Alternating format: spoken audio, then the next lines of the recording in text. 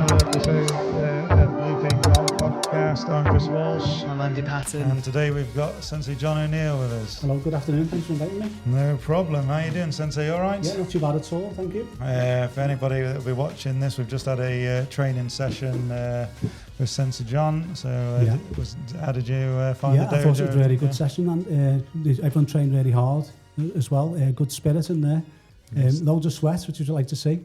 Yeah, so it was quite a good turnout, wasn't it? Yeah, it was a lovely. I don't think we could have got many more in there. It was shoe on. It is quite tight in there, isn't it? Yeah. So you have to be imaginative when you're teaching in there as well. Well, this is it. I think everyone likes. We've always been told everybody likes the compactness. Yeah, comfortableness. It is personable. Yeah. When I train up in Liverpool, we've got quite a big hall.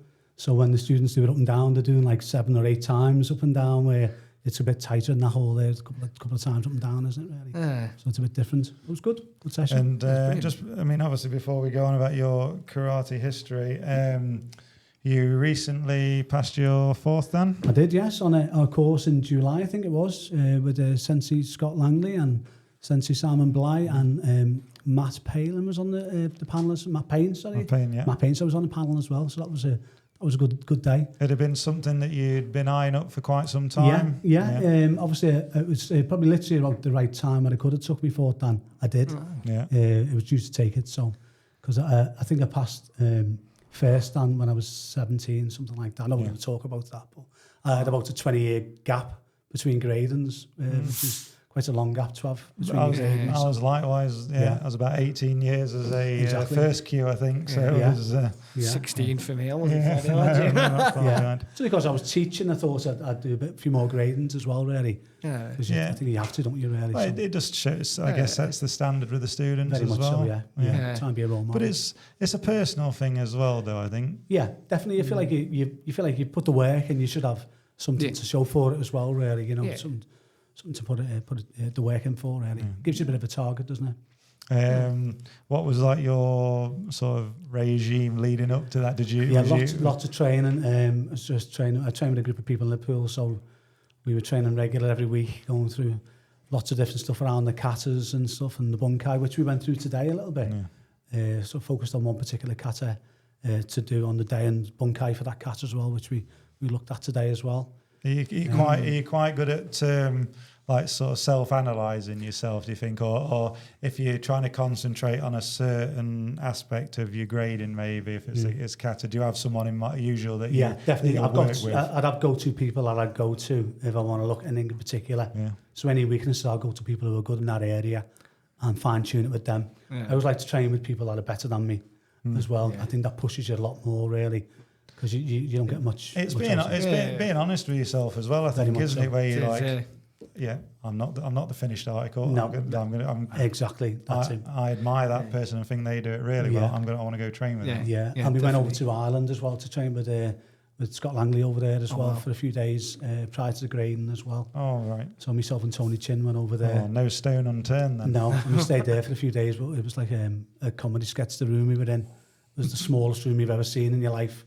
Like a bunk beds, literally. Was it top and tail? Top and tail. I got the lower bunk bed, which was a bit bigger, and Tony was on the top of his. The ceiling was literally above his head, so it was like a cell.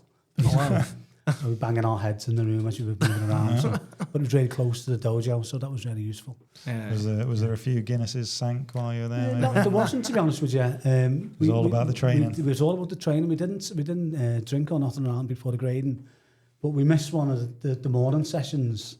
But it looked like we'd been drinking, but we hadn't. It's Tony Chin's fault. He won't say it was, but it was his fault. Because I asked him what time the morning session was on, and he said start at 10. And I said, okay. So we strolled over to the dojo about 9:30, and you could hear people shouting and obviously training going on. And I looked at Tony and said, must be a kids' class on or something before our session. And as we got in, they were all towards the end of the senior session. We'd missed the whole session. No.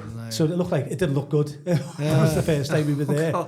So we trained the night before, but that was the first morning we were doing. So we said we just got the times mixed up. So they believed us, thankfully. And we gave them the following morning train as well. So excellent. Yeah, because it wasn't a good start. Yeah, because Tony Chin Sensei was going for he took his go down as well on the same grade. Yeah. Yeah. So is Well, it was nice that you guys could was. obviously grade Yeah, so we pushed each other really a little bit as well, yeah. So, yeah. Did they make you do Kumite together as well? We did. We had a little fight there. Yeah. I'll take that out. I think I've sent it over to you. Yeah. You can have a little look at that. We had a little fight as well at the end. It was quite funny. 'Cause we fight a lot in training as well, so it was nothing new for us. Yeah, really. yeah. People thought it was quite got a bit tasty. yeah. I think we were just exhausted because we'd done the weekend course and it was like 4 2-hour sessions and then the grading straight afterwards. So Yeah, it's a we were long, getting a bit fatigued by then, really, long so- old day, isn't it? But good. You know, Yeah. we kept saying during the training, we won't do all the sessions. We'll save a bit for the grading, and then we get to the next session and say, yeah, we'll do the next one, and then we'll maybe list the last session out ready for the grading. But we end up doing the whole weekend, all the sessions, and then done the grading as well. So we were quite tired by the time the grading came around. But it was good, done really well. Yeah, Tony done a really good grading, done a really good pass. Oh, awesome. Well, I'm sure we'll come to that point in your journey. But as we do, take it all the way back to the beginning, sort of like how obviously you live in Liverpool. Yeah, born and bred. Born and Liverpool. bred, yeah. So, it was sort of a young John O'Neill. How did you... Young John O'Neill, yeah. How did you get to... I started when I think I was about 11 or 12, and I remember not long being in senior school, and obviously I had bright ginger hair at the time as well. I haven't got much hair left now, but I had bright ginger hair then. So sometimes you can be a bit of a target in school for bullying and all that kind of stuff as well. So I thought I wanted to take care of myself a bit better as well. And I've always been fascinated with karate movies and all that kind of stuff. I think it was the Chuck Norris era more than Bruce Lee per se, but it was more Chuck Norris was around as well then. Yeah. And I seen a local advert for a club, a Wado Ryu club, in Garston, not far from where I lived. And I went along there. The instructor was called Larry Schoen. And I just started training there and I really enjoyed it. Went on my own. Friends came and left, they come and tried it and then didn't want to come back, and I just kept going. And I trained there for a while in Wado Ryu. But it was really, really good class. It was like an old, like a wash house at the side of a sports centre, like the old bats.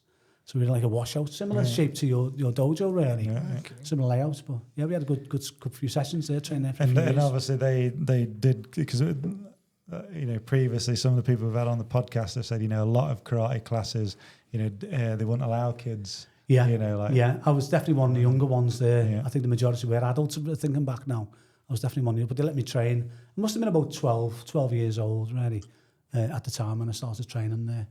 Yeah, so it was tough sessions as well. I remember rightly, but I remember finding it really alien when I first started. I had really poor coordination, and it took me a while to get one foot in front of the other one, really, just in terms of coordinating myself and stuff like that. I remember the beginning being quite tough to get that under control. It took a while to get coordination and training. I think it is. Yes, I always explain it to any sort of adults that start again, or even like you're trying to explain it to the kids, but they probably generally don't get it. But if adults start, I'm like, look, it's literally like learning your lefts from your rights again. It is very much so, yeah. And I did find it a bit strange at first, but it took a while. Then I started to love it. Then the more I went, the more I enjoyed it. So yeah. And did you grade Yeah, I got to first Q in Wado Ryu, but I started doing Shotokan after about a year of training in Wado Ryu. And what was the reason for I was training a couple of times a week, and I was really enjoying it, and I wanted to train more. So I found another club, it was Tony Chin actually, who were great recently with. He had a club in Park Road, which is the other end of Liverpool. And I decided to start going there because it was on different nights to my classes in Wado Ryu. Yeah. So I thought I'll go along there, and it was completely different. Was that? Was it quite hard? Because it was doing Wado Ryu and then doing Shotokan. Do you know what? I didn't find the transition too difficult really.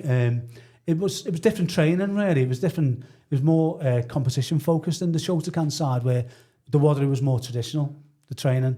So there was a bit of a gap between the sessions really. I could differentiate between the training really. It was quite easy to differentiate the sessions. So it seems like you was pretty hooked on it. Yeah, I was training. I think I was training 6 times a week, probably for about 3 or 4 years in the end. And what do you think it was that was that was just what was that? Was that the drive? I just liked the idea of of working through the belts and seeing myself improve as well. And I feeling more confident as I was training, and feeling more like I'm getting used to the movements as well, and progression as well. But it just helped me confidence as well, my self-confidence. Because remember, I was quite shy and quite quiet when I was young, and it definitely brought me out my shell a little bit more, mixing with other people and training with other people, making loads of friends, and it really helped me. That's the one thing I think we've always instilled is the classes that we have. We've always had a mix. I mean, we do like to have adults only classes, but it's nice, I think, to integrate with having the kids as well, because the adults will say hello to the kids when they come through the door, and obviously you get a shy kid. Yeah. Ooh, that's the thing. Yeah. But it doesn't take long, does it? No, it's just different. That. I mean, in my club where I teach now, I get a lot of children coming in who are really shy, like I was when I first came, and you've got their head down, and they won't look at you, won't make eye contact, and some of the parents are saying they're getting bullied in school, all that kind of stuff. And to see them grow in the confidence and the development, and they just got their heads up, and they're training really well, competing them, and some of them now are flying on national squads and all sorts of stuff. So, and these were shy kids that couldn't put their head up when they come into the club. I mean, to see that, like you say, that's so rewarding to see. Shoulders back, head back, got their head up, got their head up. It's so good to see. So, what would you say that you liked about the Wado Ryu over, say, the Shotokan? Yeah, I mean, I liked aspects of the Wado Ryu. I mean, the instructor was quite good as well. He's quite detailed in his teaching as well, which I enjoyed. It was quite intricate.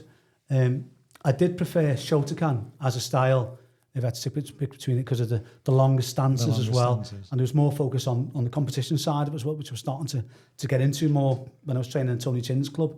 I started to compete on that rather than... I did compete in Wado Ryu a few times in open competitions, but more regular in the Shotokan. I preferred the competition side of Shotokan, really. I feel a bit more powerful to me.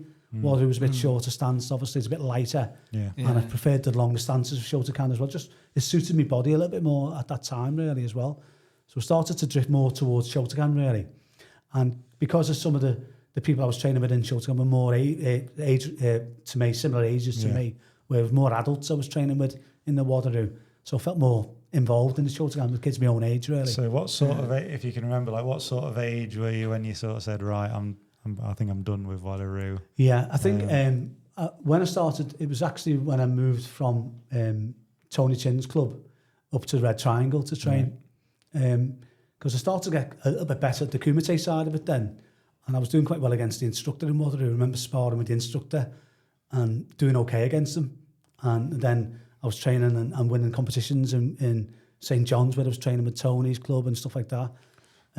So back then as well, it wouldn't have mattered like if you were a red belt or orange belt, red belt, yellow belt, one of the coloured belts. When you did Kumite, you just did Kumite. You fought anyone. Yeah, you literally fought with anyone really. So so I think when I got to about 15.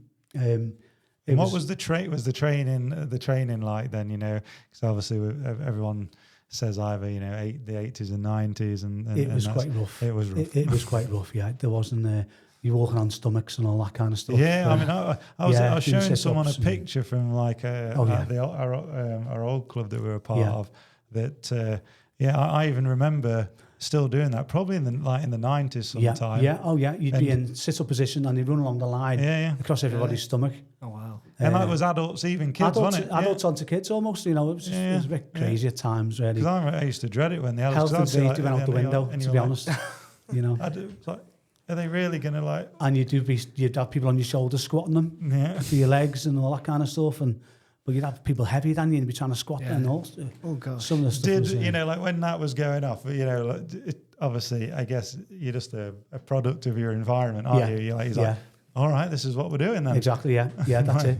So I think I drifted over from Wado Ryu into the Shotokan then, really, and then I moved to the Red Triangle then, because I had a few guys, Alan McCarthy, Tony McCarthy, who friends of the family, and they were training the Red Triangle. And they said, come to train the Red Triangle, really good, really good. But at that time, I thought, well, I'm the best here, where I was training in St. John's with Tony and Tony Chin's club. But I went along anyway, and oh my God, it was like, it opened my eyes completely.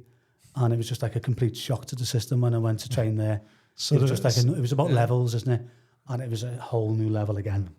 Suddenly realising that... I suddenly realised I was like a big fish, a little fish in a big pond, basically, when I got there. Had you heard of the Red Triangle? Yeah, like I'd heard of them, to that? Yeah, especially around Liverpool. They were the most well-known club in Liverpool, probably nationally at the time as well, really. Is that kind of what drew you to the Red Triangle? A little bit, really. I was quite... I had some trepidation before I went. I was a bit nervous, to be honest with you, because I was thinking, I'm not sure about this, but I went along, and I think I was a skinny 15-year-old purple and white belt. And I went along to their kids' class first. And I remember it just being really, really tough, even the kids' class. In what way tough? Just physically demanding, holding your stances, not able to move, the strictness as well. Was that when it was even like when it was the really long stances? Yeah, really long stances, and be holding your stances for long times when you couldn't move. It was really strict as well there. You couldn't make a sound, you couldn't talk before class, nothing like that, really. It was very strict, really. I mean, you in one sense, though, like everybody's legs must have been solid. Definitely. It made us quite strong, really. Yeah. But I remember it being really tough, the training there. And then obviously moved on to the adult class, and then the training really began then. I think it was in the kids' class for about 6 months. And who would usually take the kids' class? Yeah, you'd have... in terms of the classes then, I remember on the Monday, it used to be Bob Poynton took the class on the Monday. Then you'd have Andy Sherry on the Wednesdays, and then Frank Brennan took the Friday classes. So you'd have the 2 hours with each sensei. On the Tuesdays and Thursdays, it usually was one of the senior black belts that would take the kids' classes if one of the senior senseis wasn't available. Some of the junior black, or some of the other black belts would take the kids' classes for us as well. But once I moved up to the adult class, it was one of them on the Monday, Wednesday, and Friday. And as Dean Hodgkins, obviously, who we had on the podcast, he was saying about... It was great to see him today, by the way, wasn't it? It was trained really well, wasn't he? It was lovely that he came and trained. He can still move, can't he? He certainly can. Yeah. It felt odd seeing him around by the orange belt at the bottom. I thought, why is he down that end? But really good. He can, like I say, he can still move, but he's there and he'll talking himself down, and it's like, don't talk. He's very modest. He can still move. I've said to him then he should be fighting the veterans this year, Dean. Really, should make a comeback, shouldn't he? Done very well. Yeah, when he on the podcast he says, I'm always training. I'm always training, thinking that I'm going to do the comeback. Exactly. Yeah. You can see he's training well. Yeah. But yes, also he was saying that obviously from the squad sessions, he always remembered the Red Triangle of going like up and over the beams. Yeah, that was. So was that something they reserved for the squad members, or was it? No, certainly not. No, we the first time we started go, because when I started to train the adult classes, I think I'd got to brown belt then, or just around brown belt level, and I got moved up then because I was tall, but I was very, very thin. My brothers used to call me Chisel because I was that thin. Chisel, because I was really, really thin. But I got moved up to the senior class, and certainly. After a while of a morning, we used to train of a morning as well. So we got invited to train a couple of mornings a week. So I'll be doing the 3 evenings a week and then 2 mornings. After a while when I was off school and stuff like that as well. And we'd go over the beams of the morning training. But we wouldn't just do that. That'd be at the end of the class, by the way, when you had you'd pull yourself up over the beams and then press up, sit-ups over the next beam, 10 press up, sit, whatever. And then run around the block. Run around the block of the whole building, Everton. You'd run around the building and then back in and again over the beams and then more press-ups, sit-ups and stuff. And we do that like 3 or 4 times at the end of the lesson. I know when after Dean had described that, I mean, I think when Stuart Amos had listened to his episode, he actually sent me a video of him like when he was there. Yeah. Obviously, like going over there. So because I was like, I obviously was trying to picture what he meant. Yeah. Yeah, but they did move around because they were like it's like a barrel shape, the Red Triangle, and you have like these metal beams, but they wobbled a bit. Yeah, so you have to pull yourself up and do like a forward roll over them, and then on to the next one then as well. So it was quite tiring at the end of the lesson. Very good. Wow. I'll see if Stuart will let me use the video sometime, so we can describe to everyone. Describe. I'm trying to visualise it myself. I did 4 beams across the whole dojo, and you just go over each one of them at the end. I know. I did send the video on to Dean from Stuart, and he says, "Oh, it's going to give me nightmares to now thinking of those beams." Yeah. And the morning sessions were really tough as well. They They were 2 hours of tough training with all the senior instructors as well. So that was good as well. Do you look back on sort of like that tough training at a young age as a positive, a negative, or do you think it's definitely from my point of view it was a positive really, because it was there was aspects of it really that maybe from a health and safety point of view that maybe we could have done it a little bit differently, but the majority it gave you that mental toughness that you needed for like competition and to survive really. So it was really good for your mental toughness, which is really important, and I feel in karate as well. Do you feel that's missed today? Yeah, I think in certain styles as well, there's people in this big rush to get to black belt, aren't they? And there's certain companies that to get you to a black belt in a year. I'm not going to name them, but I'm sure you know who I'm talking about, because people pay for it, don't they? And they want a quick fix. Yeah. Where I think they've got to go through that mental toughness.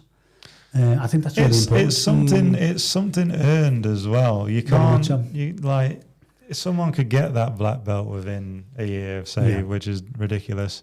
But then they go and train anywhere else where they're going to get found out immediately. Very much so. Yeah. And they're more likely to get hurt if they've not. Well, they're not able to cope at that level. So it just develops you physically, but it gives you that mental toughness as well. I'm sure karate is not the only association that style that suffers with that type of thing. Very much so, yeah. I think that is missing in parts now as well. If you look around, it's gone a little bit, hasn't it, in certain parts. Or do you think maybe say some certain parents or things like that? Maybe. I have. I don't want to do the parents a disservice, but I think people have just at times they are a bit soft. Yeah, I have teach a lot of children as well. I have to earlier on, not so much now, but I've had parents coming to me and say like, "Oh, my son's got a bruise on his arm," at the end of a lesson, and I'd say, "Well, that's because he was probably doing some blocks."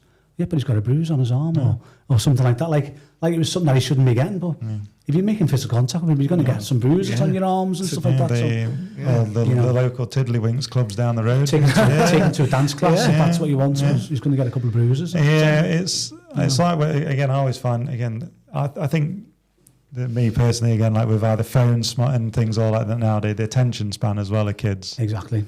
Yeah. Or let alone some adults. Very much so. Like, and it's this thing of like teaching the kids now in the class. You're like, look, guys, you need to pay attention because someone is punching you, kicking or punching you at your face. Exactly. Let's just switch it on and then obviously because if they're not training that way in a live situation, it's not going to be there for them, is it? No. Because they're not trained to help defend themselves, type of thing. Yeah.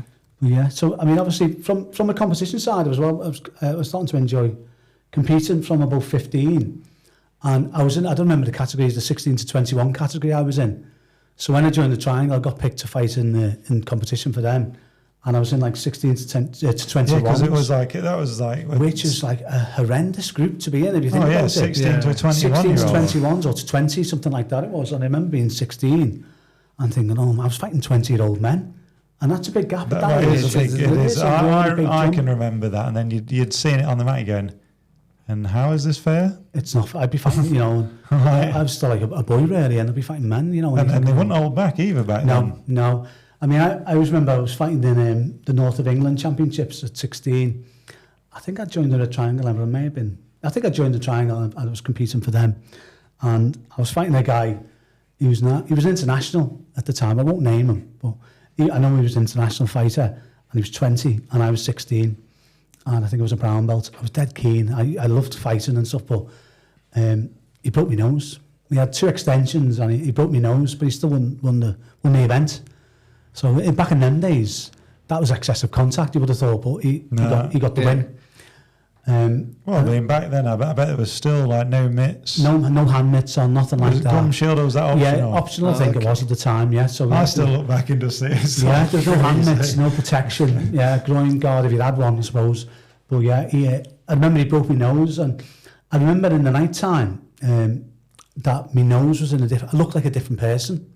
I remember looking in the mirror, because it was in the Philharmonic Hall, the finals at that time. I remember going to the toilet and looking in the mirror, and my nose was I looked like a different person completely. And actually Bob Poynton fixed my nose. He got a towel and cracked my nose, because it was a bit bent, and he cracked it into position. And he done quite a good job on it, really. But he cracked my nose and straightened my nose in the evening at the Philharmonic, and I was 16 years old. Like, I was like, you thinking, wow. So that was what it was like back in them days, really. So I was brought up quite tough that way in terms of competitions. It must have been something that there was that in. I think it's either inbuilt in people that are in that environment, because you're either going to go, whoa, this is not for me, and run a mile, exactly, or you just think, oh. It just made me more determined personally, and I just thought, I just want to get better and better. That's why, I mean, I stopped training 6 times a week at that time, because 3 times in the week was more than enough, because I was training properly. 2-hour sessions, full-on sessions. And they were more than enough. I mean, the Wednesday night sessions in the Triangle. I dare say, like back then, as I remember in my father's club, or even the old Newark club, there was, you never stopped for a water break. A water break? No. I mean, our Wednesday nights in the Triangle were not for the faint-hearted, to say the least. And I remember there were 2 hours with Andy Sherry, 2-hour sessions, and it was literally a bloodbath. It was literally a bloodbath. The sessions was so tough. They were right on the tip of assault. They were that tough, really. And every person you fought was really good as well.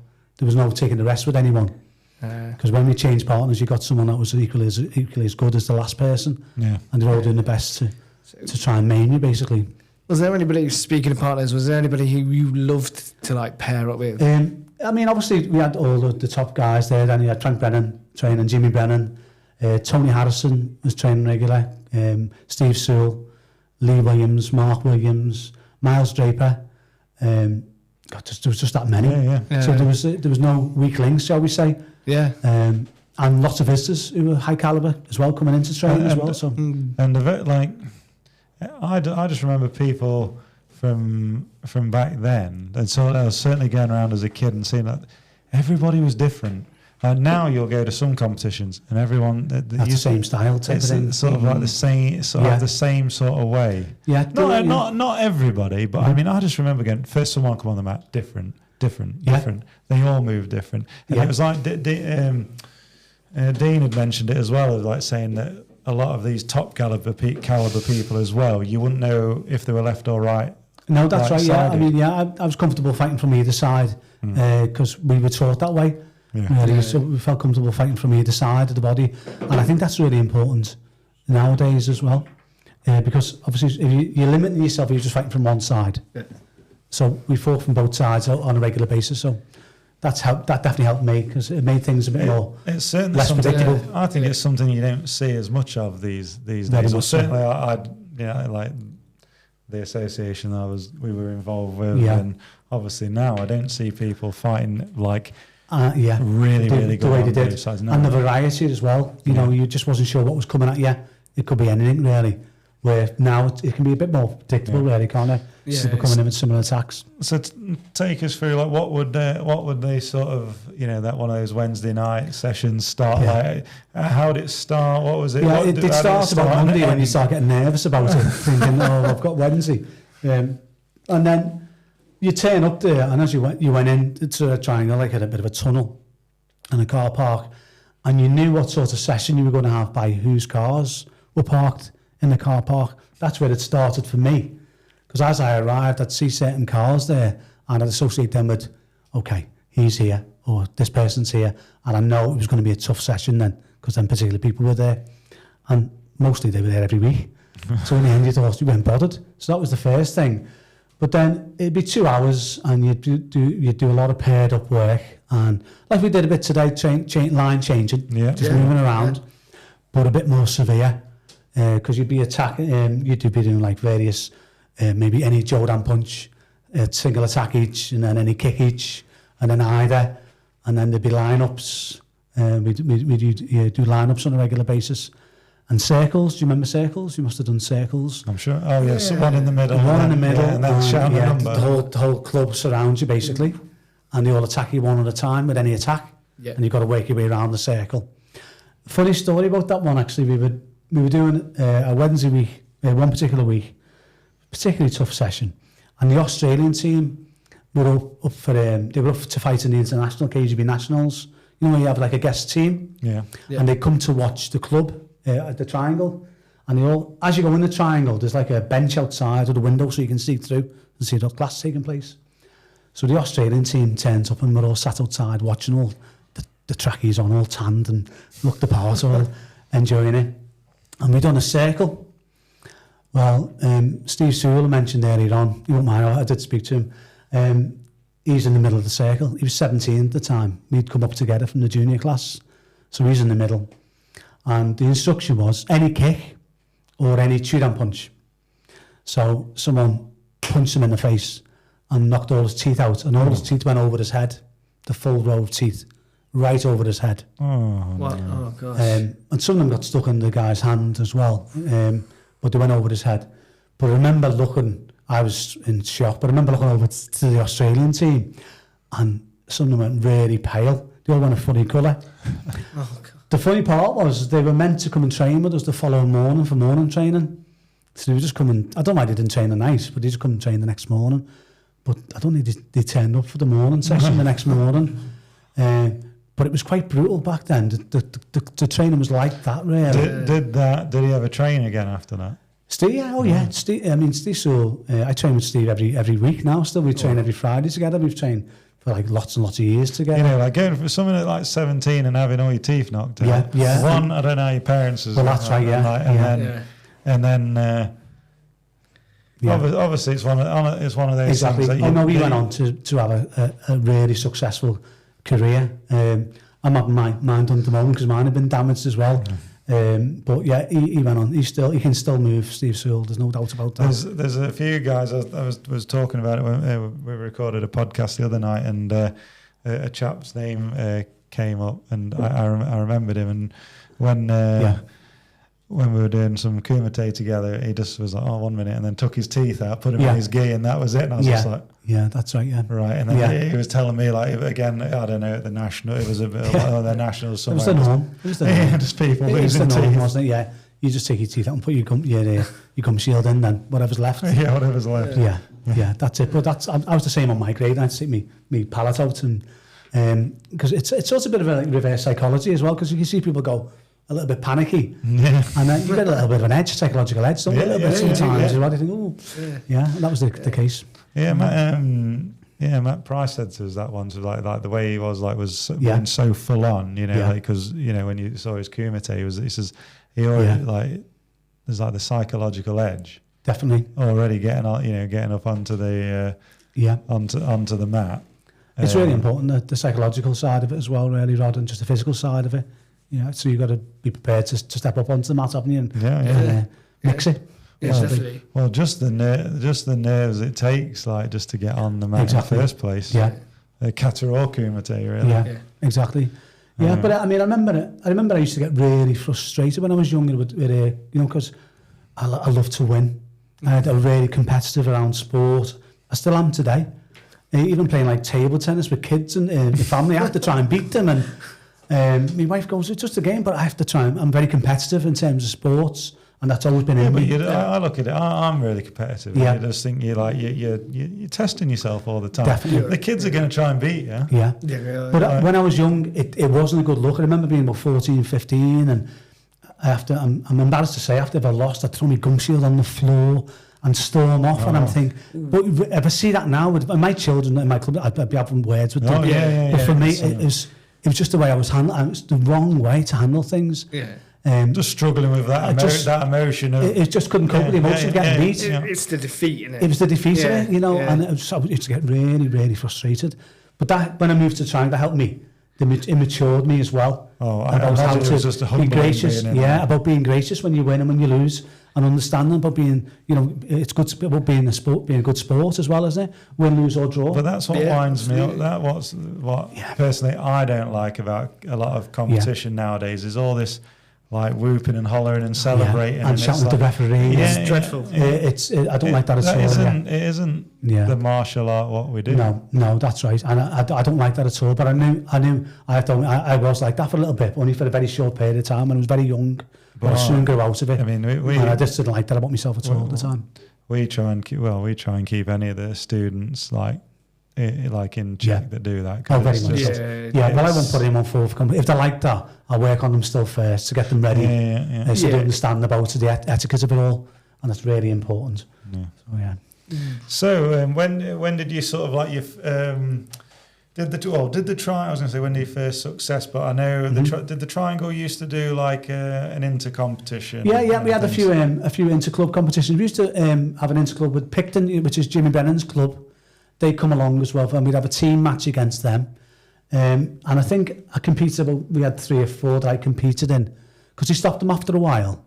But I managed to win the team, the individual Kumite 3 times. I think I won it when I was 18, and then 20, and then another time to 21, something like that. But that was quite heavy-handed, should we say, as well, just gum shields and no mitts again. But how do you about the mitts things? Because I mean, people did get hurt back in the day, but I think maybe like the control was probably a little bit better as well. Yeah, it had to be, didn't it? Because you know, at times you've not got no mitts on. But nowadays, like might be like, I don't know, an inch, maybe half an inch of like of padding. Yeah. Some obviously a little bit different. You get the big rounder ones now, and I think it just gives people that it's not a confidence, sorry. No. They're a bit over-eager then. Yeah. Because you think, I've got like an inch or half an inch or whatever it may be of padding to go. Exactly, yeah. So it did encourage people to control a bit more, but not everyone. There were still people that would go full force. We'd go heavy to the body, if we're honest. We really would put into the body, because you had to be really putting into the body, but control to the face. That was the general rule. Yeah. Well, some people would more than others. It sort of gives that comfort, doesn't it? Yeah. For some people. Well, especially now that you'll even see people, if they get caught in the face, they're trying to encourage you to bleed to try and get the other person disqualified. Oh, exactly. Well, we had a bit of that, rolling around on the floor and staying on the floor for 10 seconds. And we had a bit of that with the England team a few times when we'd done open comps. But I was telling you, Andy, before about in one of the club competitions, I was fighting Tony Harrison, young Tony, and I think we were in the semi-final. He recently had his jaw broke in competition. He's fighting for the Red Triangle team, and he got a heavy hit. Red and Apollo, I think it was the team. I remember. Red and Apollo. They was a rough team. Yeah, they were a rough team, but they were very big athletes as well. I remember them being really strong. And I was up next to fight after Tony, but he got his jaw broke. Because remember the blood being like a black colour? And I was like, I was panicking. My mum and dad were watching there. They were terrified as well. Yeah. And I was next up, and I was like a big lanky ginger fella with a bit middle part and about 10 stone, thinking, oh no. But I remember it, I don't know, getting the competition actually, I think. Yeah, it was quite quick.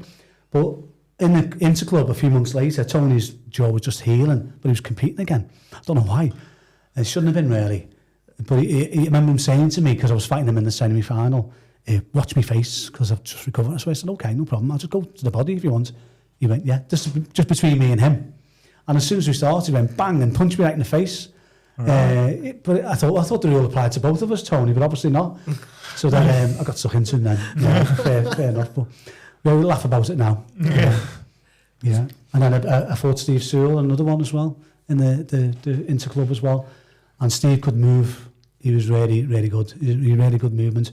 So I remember not giving him much of a chance. I think I caught him with a mawashi Gary quite early in the fight as soon as it started. Because I thought, if I get him moving, I've got no chance. He'll just outmaneuver me.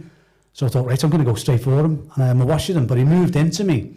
But I remember catching him with my shin. And my knee getting stuck on his shoulder. Because he trapped me a little bit. Yeah. But I still got the hip on, so I was happy with that. That was another win. So yeah, there were good competitions then. Yeah. Why did they stop? Was there any particular reason for that? I think there was getting too many injuries. Actually, it was quite heavy-handed as well, and people were getting hurt as well. I think they just stopped it for that reason. If I'm honest, I think there was a few people getting a few heavy belts on them in the end. So I think they stopped it as well. Yeah, not long after I'd won the last one. I think they stopped them. And so when you've sort of won that one, when did you? Go on, I think, win the KUGB. The first time Cup, I think. I got picked for the Red Triangle senior team. I think I was about 18, thereabouts. And bearing in mind, in them days we had Frank Brennan in the team, Jimmy Brennan, Miles Draper, Tony Harrison, all senior international fighters. And then myself and Steve Sewell got moved up to the seniors. I think we were subs at first, just to integrate us into the team, okay? And then Lee Williams, that came in as well, so there was a few of us. I think I was around about 18 at that time. So we started competing for Red Triangle first, and we got some good success then with the Red Triangle, fighting in like the KGB Nationals. I think we went on to win that quite a few times. I think I was a member of the team that won 7 times. I think we won the KGB Nationals initially in Birmingham, in Crystal Palace, sorry. Crystal Palace. And then we moved to Birmingham then as well for a few of them as well. And I started to compete individually. Because there was any amount of people at the indoor arena, wasn't there, back in the day? It was unbelievable, yeah. The calibre of fighters, I'm sure I heard Dean talking about it last time. It was just unbelievable, the amount of the top-level fighters that you come up against in the eliminations and stuff. You know, it was tough. Like even top people that didn't even break out into the, one of the regional squads or something. There's still people there that you think, oh my God, and they were really, really good, but weren't top draw type of thing, but still really real handful to fight. Yeah, and I think I won the Shotokan Cup when I was the individual. That's the KGB individual championships. Yeah. I won that when I was 19 in the under-21s. So it took me a while working through the 16 to 19-20 group. But as we're getting a bit older, I started to get more success then. Yeah. So we started to medal then from that point on. I won the Shotokan Cup, and then I was medaling quite regularly in the KGB Nationals and regional competitions as well. So I was competing then for the Red Triangle, individual and in the team as well. So we had quite a bit of success then. I mean, would you put the success down to training at the Triangle, would you say? Yeah, I think so, yeah. I think it was the quality of the training that we were doing, really. We were so sharp. We were really sharp at the time, and it was the quality of people you were training with, though. That was what was making you sharp. So then when you competed against people in competitions, you were used to fighting quick people. But you have to put yourself in front of those people that make you feel uncomfortable. Oh, yeah. Because if you're not feeling uncomfortable, you're not learning. What is the time? Just a waste of time. And that's why I originally left to move to the Triangle, because I was feeling really like I was really great, but I obviously wasn't, because I was at the bottom of the pile when I went there and had to work my way through again then. Yeah. But everyone was good there. There was no weak fighters there at all. Yeah, it's making people, I've said it before, but making people feel comfortable in the uncomfortable. It's an art, that is, I think. Very much so, yeah, very much so. Just taking you to the edge, really, where, before you break, really, and just seeing how far you can push people is really important. Squads and that were all about them, as we all know. But the Wednesday nights weren't far behind, to be honest with you. They were like mini squad sessions. Yeah. Like it was like doing a squad session every week. But having that amount of people in your club that can make you feel that uncomfortable as well. I mean, like you say, rotate the line around. Oh, like in your head, like Jesus, okay, I'm gonna have my handful. Change line. Oh, here we go again. Where I'd say. Maybe nowadays, certainly I can think when I was on the squad, there was guys that were fast, then you thought, okay, I'm going to have my hands full because he's fast. Exactly. That's it. He's got the speed. But then there was probably only 1 or 2 people where I actually feared that, because they're an handful. Yeah. And if I'm not on the game, I'm going to get hurt. Exactly. But it's the amount of people that would avoid people like that, where I was like, we welcomed it. Get in that mix. Yeah, it was the intensity of it that really you thrived, because you felt like, I've got through that at the end of it. You felt like you're really proud of yourself to get through the sessions and come out unscathed, hopefully. I survived. I've survived till next week. But yeah, it did really develop you, and that did definitely set us up for competitions, really, because you were used to fighting people who were really quick. I mean, I even remember, again, a lot of the guys that I come up with that would have been fighting around that time, and I was just a young kid. It was like, so we've got the Triangle, or they've got the Triangle. You always heard the Triangle. We're always up. I loved that as well. When we had competitions, to be part of that as well was lovely. Yeah. You'd go through when you turn up and you go through with the team, and you'd hear people going, "Here's the Triangle, here's the Triangle." And I'm thinking, are they talking about me? And they won't be talking about Frank and other people, but I'm thinking, I'm a little bit part of this. I felt very proud of that. Was there any particular teams, the team that always gave the Triangle a particularly hard time? Yeah, I suppose nationally, our main rivals were definitely Leeds. Yeah. You had Matt Price, Nick Heald, and others as well. I'm trying to think of the other names, but there's a few good fighters from Leeds, and they were always we always had a tough fight on our hands against Leeds, and it'd go either way. I think they won a few, we won a few. Yeah. Marshall Street. Yeah. You'd have a good ding-dong with them as well. There was a Benson as well. And Benson, they were quite good. Julian Cunningham, his team, and Donald Campbell, people like that from Benson, I think. And you'd have Reading. Yeah, they was always a game for anyone. They'd be a good fight. And locally, we had Hale Wood. Yes. Who were in regional championships. We used to always have real good fights against Hale Wood as well, historically, for many years. Yeah. And then, you know, there was just, but every team was capable of beating anyone. Oh, yeah. Well, that's it, isn't it? Yeah. If you weren't on your game, you'd get beat. You'd get beat, it's simple as that. So, but Leeds were our main rivals, I would say. And probably Marshall Street as well, after them. Yeah, but it must have been nice, though, being part of that. It was, yeah. I remember one competition, I was fighting in the northern regions. I think I'd been in the team for about a year. I was just getting established in the team. Because you'd have 7 in the team at that time, 2 reserves and 5-man team. So you'd be fighting to try and get in 5 places. And then eventually we moved into the team, so we made up. Myself and Steve Sewell at the time. And I was fighting in eliminations in the northern regions. It was where it used to be the Philharmonic Hall in Liverpool. It was the nighttime event. But we used to compete in the daytime at the university campus. And I broke my toe on someone's knee somehow. I went to Maya Gerium and he lifted his knee up somehow awkwardly. And I broke my big toe. So I couldn't compete in the night time. And we'd got through to the finals against Hale Wood in the team event. And I remember the guy, Bernie O'Gorman was the guy's name who was on our team. He was actually, unfortunately, he was sub. I'd got his place. So he was none too pleased because this young buck had got his place on the team anyway. So he'd got picked then to come back into the team to fight in the night time on the stage at the Philharmonic Hall. And I had a broken toe, so I couldn't compete. It was flopping around my toe. It was it was badly broken. I've seen a good few. It was flopping around, so I had to go into hospital and get it reset and stuff. It was quite a bad break. So I couldn't. I wanted to compete, but I couldn't have. It was flopping on the floor. So Bernie, he's up in my position for the team, and Bernie's tough, by the way. Bernie O'Gorman, he was a tough fighter, Bernie.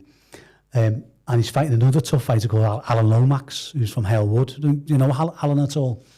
He used to fight. Alan Lomax. I bet my old man would know him. He was a tough fighter. Your dad will know him, definitely. Yeah. You had a tough team, Hale Wood. And it got a bit heated, yeah. And they were both alphas, shall we say. So they're both steaming into each other. And it ended up with Alan headbutting Bernie in a clinch. He got in close. And he headbutted Bernie in the face. Hand soccer. He got disqualified. I think he got disqualified. He might have got a warning. I can't remember he got disqualified. I think he got a warning. I was going to say, back then, probably a warning. I think he got a warning. But I remember watching things, I dodged the bullet there because I was meant to be fighting in that position. But Bernie was more equipped to take the headbutt than I was because I was still skinny then. But Bernie was built to get for the headbutt. He was okay.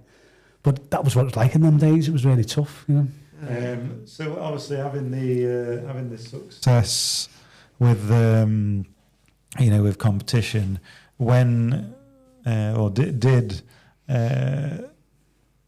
you start thinking, try out for squad? Well, yeah, I think in terms of squad, I remember I was fighting in the northern regions or a central region competition. It was in Barnsley, the Metrodome. We used to compete there. Yeah. We had Metrodome.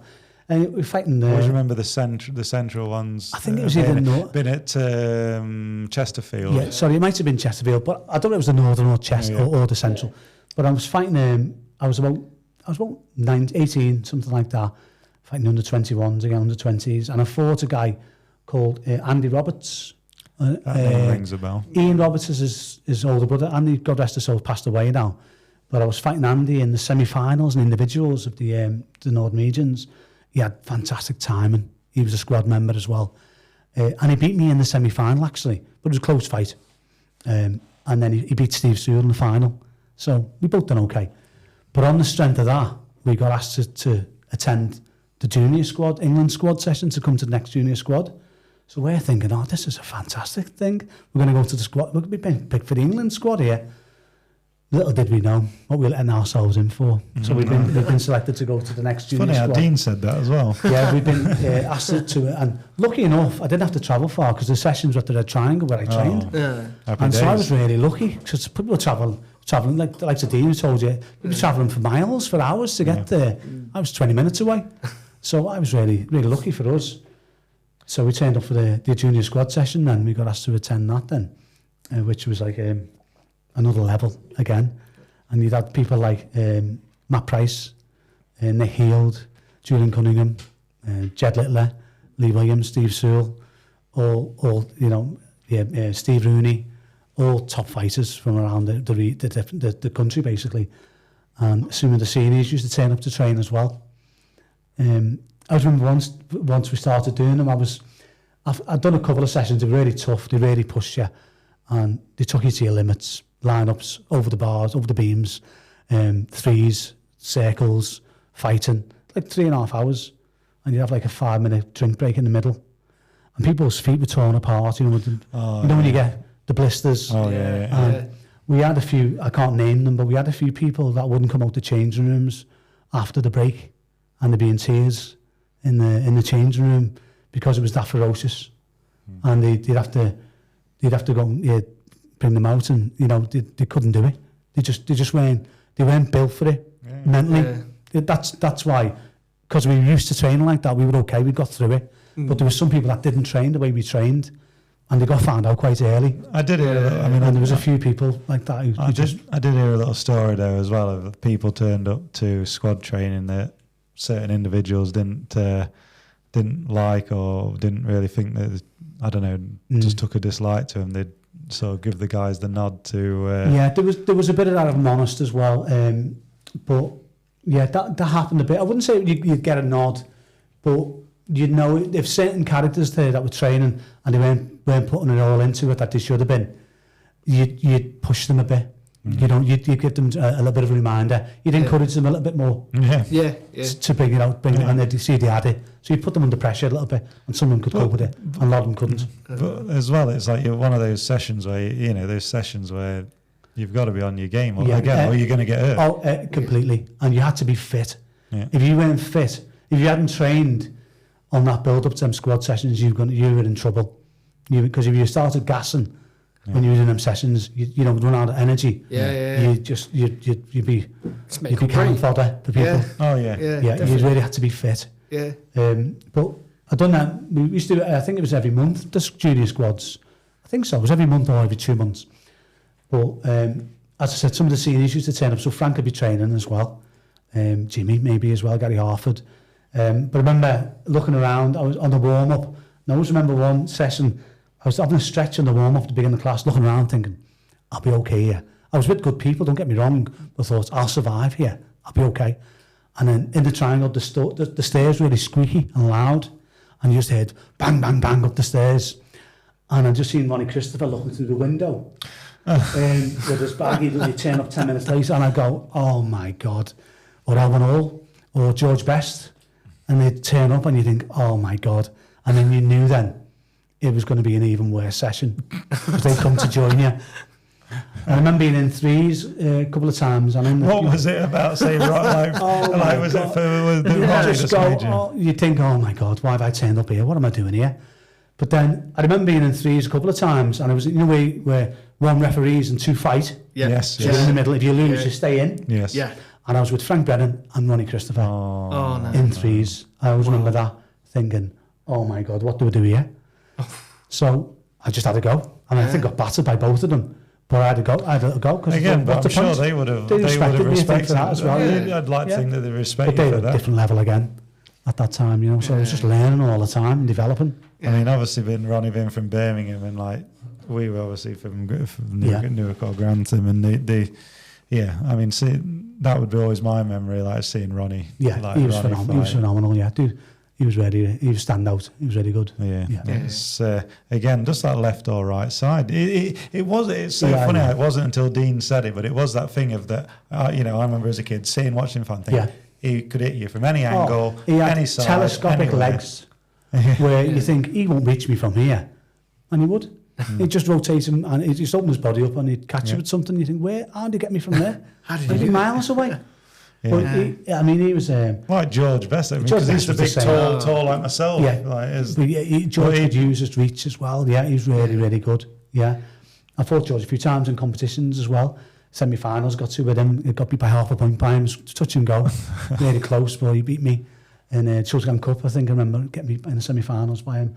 And you'd have like Randy Williams, God rest his soul, he'd turn up for squads as well. So there was amazing names there. I'd be looking around in awe, really, in shock, thinking, I'm training with these people. I'm training with these people, can believe it. I'm allowed to train with these people, this calibre. So were they like the characters or people you looked up to, George Best, Christopher? Yeah, very much so, yeah. But obviously I was in awe of them all, to be honest with you, at the time. I wasn't really trying to be matey with them all. I was just trying to be respectful. And I was just in awe of them, trying to learn from them all. And they were all very different.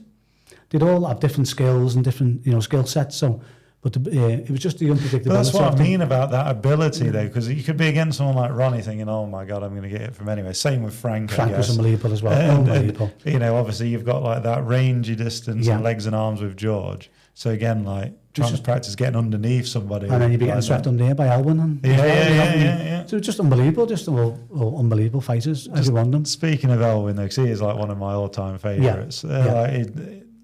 That just ferocity that he fought with, was it like, what? Exactly, yeah. I mean, I didn't really train with Elwyn an awful lot, to be honest with you, because when I was coming up from the juniors, he came occasionally to junior sessions, remember, I think I trained a couple of times, but then he didn't come to juniors mainly when I was there.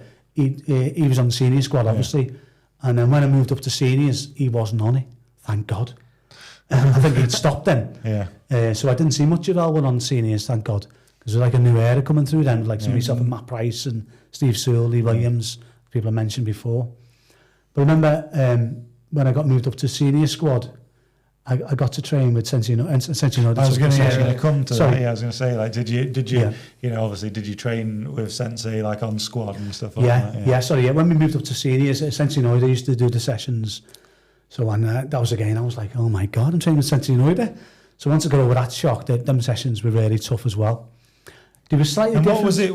How did you find him as that when you're on senior squad? Like what because I just remember everyone says it, like just the magnetism or the aura. I don't know, the aura, whatever you want to call it. I think he just had a presence about him. The presence. You knew he was there. We went in the room. He lit the room up. Really, you just knew he was there, and he was so jolly as well. Yeah. But then he just had this turn his face on when the training started. Yeah, and it was all serious. It was all business then. But he was more approachable, at times. And did he? Because would you think that you were like sort of, he's like quite pally, and then like, oh no, he's like this. Yeah, he seemed like a really nice gentleman. So when the session wasn't on, he'd go around and chat to people and stuff like that. I remember him being impressed one time when I turned up and it was my birthday and the squad training was on, and he was asking how old I was, and I said, I'm 25 today, Sensei, I think it was at the time. And he went, your birthday? Oh, fantastic, because I'd come to the squad as well, and it's my birthday. He said, you come to get his on your birthday? I said, yeah. Have you, I asked someone this the other day, but it's like, have you ever come across another instructor that has had the same presence like what he had? Not me personally, no, I haven't, No, he's definitely stand out for me. He's just stand out for me. I mean, some people have obviously a presence, but just that sort of presence. What he had, definitely his presence was. It was some. I don't know. It was something special. Yeah, I mean, my club instructors had an aura about them as well. You had Andy Sherry, Frank Brennan, Bob Poynton as well. They had an aura about them as well. So you when you were in the room training with them, you knew they were in the room. Yeah, so you'd just be switched on. But Sensei Enoeda was slightly different again, really. I remember one particular senior session, and we were doing, at the end, there were different sessions to junior sessions in a way where they were a bit more technical, where it was more around grit and determination, the junior squad, about surviving. But the seniors were more around maybe tactics and technique and stuff like that. And you get sat down at the end and get you up in pairs. So if you two were sat together, you'd get you up and then you up, and you fight. So whoever you end up sitting next to, you'd be fighting. So once you sat against the wall, you'd use your peripheral vision and you'd look and you'd be hoping that you weren't sat next to Frank Brennan or George Best or one of them, because you think, I'm going to be fighting these in a minute. So you're looking around. But this day I was, Steve Rooney was next to me. He's a strong fighter from St. Helens, Steve Rooney. I still speak to him nowadays. A nice guy. And he was solid, Steve. And gets up to fight him anyway. I remember kicking him with a Mayageri, Sensei Enoeda's refereeing. I kicked him with a Mayageri. But as I brought my leg back, he brought his elbow down, and snapped my shin, broke my shin. And so he snapped my tib and my fib with his elbow, broke my leg. So I remember putting my leg on the floor, my leg just gave way. No. And I went to stand up again to try and move, and my leg gave way again. Like jelly, yeah. It was like jelly.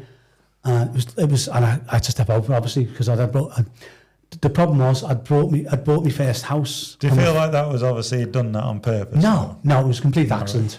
Yeah, no, we'll speak to Steve soon. I mean, but in the heat of the moment. No, it wasn't. I was just a bit quick for him. The kick caught him, and he reacted, and I just caught him on the way back. It was a complete accident. But I bought my house on the Friday, and then my first house, I had no money. I put all my money into my house, me and my wife, first house. And I broke my leg on the Sunday. And it was in the days where if you weren't in work, you weren't getting paid in the job I was doing at the time. I bet your wife was not happy with you. She wasn't very happy. But I went to the hospital the evening when I broke my leg, and I was in the Liverpool Royal for about 6 hours waiting to get seen. And my mum came and she went, "Oh, it's not broke." And she went, "Oh, your dad will pick it up on the way back," because my dad was drinking in the pub local area. He'd go out on a Sunday night, Scrub was on a Sunday, and he'd be in the area. So he came to collect me, and it was broken. It was broken in 2 places. So I was in plaster above my knee. So my dad come, he was a bit tipsy, shall we say. And we get in the cab, he's helping me in the cab. I was more like helping him. And I'm on crutches. And I'm getting in the cab. Gets in the black cab anyway. I'm sat down. I've got my leg, you know, the 2 pull down seats? Yeah. I put my foot on one of them. So my dad sat there on the other push down seat, actually. And I got the crutches, and the driver was driving a bit quick, and he went round a sharp bend, and my dad fell on my leg because he was drunk. Like a Benny Hill sketch. Yeah, he just fell off the seat and landed on my leg, more or less. And I was, oh God! But lucky enough, it didn't do any more damage, and I had to pay for the cab as well when we got home. But yeah, so that was But then I was off for like 6 weeks. I was hobbling around, and then that was like an experience. But I remember having I imagine they're again, think when you get back to training, I imagine there's like a psychological thing there as well. Very much so, yeah. But I remember Bob Poynton giving me £300 the next day in an envelope, which it was really good of him to do that, I thought at the time. Helped me out at the time, and £300 was £300. That was like a month's mortgage type of thing, so he really helped me out at the time, really, as well. So I was grateful for that at the time. But I was out for 6 weeks, really. And then came back very gingerly. I was going to say that's got to be. I thought, oh man, because I was full throttle before then. I was on Kumite classes all the time, and I thought, what if it goes again? Because I had a big pad on it when I was training for a while, big shin pad for ages, and I was doing basics for a while. To be honest with you, I bet it just became like a bit of a crutch, you know. Very much, yeah. I remember doing basics for about a month, 8 weeks, and I was getting really fit. Because I was just doing loads of basics in class. I was going to all the basic lessons, not the Wednesday first class. I was doing the Wednesday second class, which some of the older guys used to go to. It was more basic. So I'd just be going to them for a while just to keep my fitness up. And I remember getting really fit, just doing basics. So when I returned to the fighting classes, I was fit. I was probably fitter than when I was just doing the fighting classes, to be honest with you. So the basics really, really helped me. And do you think like it was just that process of recovering, getting sort of like your mind or head right about, okay, I have had a broken leg, I'm all right, you know, and then just like you say, gingerly. Ginger came back. It took me about a year before I started training properly again, if I was honest. It took a while. I bet like even trying to kick or sweep or anything with that leg is just like panicking on you. Yeah, definitely. But I had to take it easy for a while, so I'd say about a year. Did Sensei Enoeda have any reaction to it? I remember when I'd done it, he came over, he went, I'm trying to use accent, he went, very good kick. And so I was made up. Broken leg.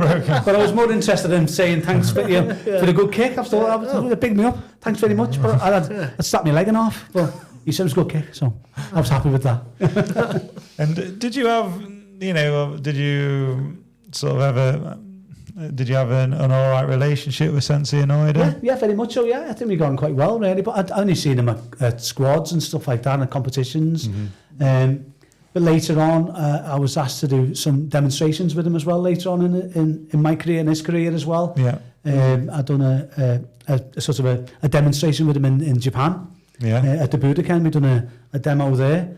What a fantastic opportunity! So that was fantastic. I bet just even when he it was unreal. So I was in the Bob Poynton role because that was originally with Terry O'Neill, Bob Poynton and Frank Bennon and Ronnie and stuff like that. So I took Bob's position in that for the demonstration, which I was really proud of, obviously. But I'd done it at the... how did that come about, though? It was at the Nationals. I was asked at the Nationals, or one of the squads. It was actually one of the squads, remember rightly, if I'd be interested in doing a demonstration at the Nationals a couple of months later in Birmingham. So at the end of squads, we'd go over the demonstration with Sensei Enoeda. And I'm thinking, oh my God, what have I messed things up here? But it went okay. We'd done it a few times and stuff like that. I think we'd done it on that day a couple of times. And then the next time we'd done it live. Oh, wow. Did he do the usual where he had his... he had he was rolling the sleeves up. So we're rolling all the sleeves up and I'm thinking, oh, please don't mess it up, mate. Don't do the wrong thing, mate. And then we were surrounding him and then he'd attack us all one by one and beat us up, basically. Yeah. And then we done that at the NEC in Birmingham. I think that we done that one after the Japan one, actually. His last demo, if you put it on YouTube, you'll see I'm in the demo. The last demonstration with Sensei Enoeda is at Birmingham. I was one of the team doing it with him. Oh. God rest his soul. But we done it in the Budokan in Japan. That was an amazing experience. That must have just been fantastic to be there. Yeah. And did you do much training while you was out there? I think we were in Japan for about 10 days and we trained at Takioka University, a little bit around there, done a few sessions there as well, done practice at the demo because I had to be right, obviously, for the boss, didn't I? We had to get the demonstration right. And then we spent 10 days there, a few bit of training as well, it was good. It just made me think of a time, I think I saw a demonstration with Bob Rhodes, actually. And it was one of his, a chair, he had some chairs involved, and he absolutely wrapped this lad's head off the chair. And you could just see this lad stagger off. Bob Rhodes' demos were good, weren't he? He used to lamp everyone, didn't he? Very good. But he's a bear of a man, I think, Bob. He's really strong, he's solid. Yeah. But when it is I think as a kid I was just sat there like, my, because he was like our resident grading examiner as well. So obviously we were talking before we started filming, saying obviously he used to come and stay at the house if there was an antiques thing or like when we had the grading and stuff, and you're watching this guy and you're like, oh my God. Exactly. But I mean there's been some great demonstrations. Remember the Terry O'Neill demonstration with Bob Poynton with the chair? We sat on each other. That was a really good demonstration as well. There's been some excellent demonstrations over the years. But training, I mean, obviously training over in Japan, I mean, how did you find that? Because that must be is it for most people who do karate, it's obviously a dream come true to go and train. I mean, we got picked, I was fighting for the England team at the time, and then we had selections for the British team then. So you had all Ireland, Scotland and Wales coming to this Red Triangle for Great Britain selection for the World Championships. And I managed to get picked for the British team as well. So it was just all levels all the time. It was just going up all the time.